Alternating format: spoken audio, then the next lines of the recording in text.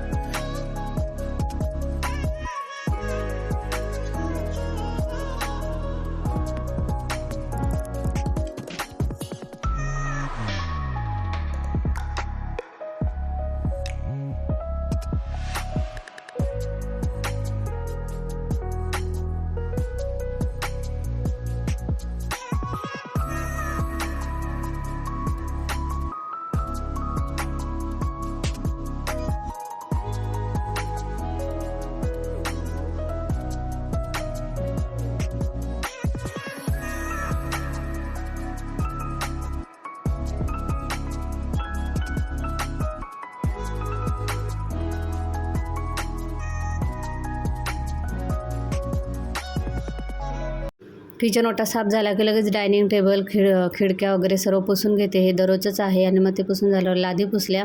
लाद्या पुसून झाल्यानंतर हे बघितले तर ही पोरगी इथं किचनवर चढून भांडी घासते आणि एवढी भांडी तिने घासलेली आहेत.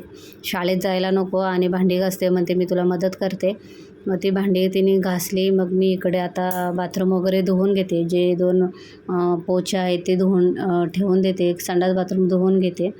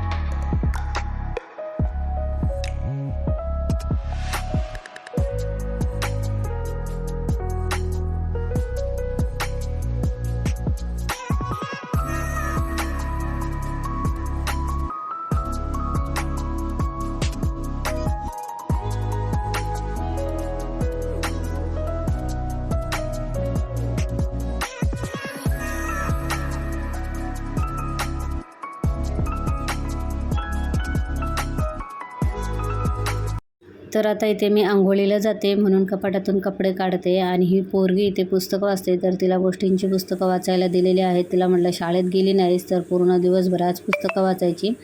तर इथे ती बसून पुस्तकं वाचते. आणि इथं तिने लिहिलंय बघा कसं. वाचायचे आहे, वाचून झाले आणि असंच ठेवले.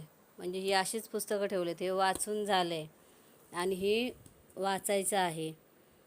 हे एवढं आपण लहान होतो ते आपल्याला काय कळत होतं का? ही आताची पोरं खरंच खूप हुशार आहेत.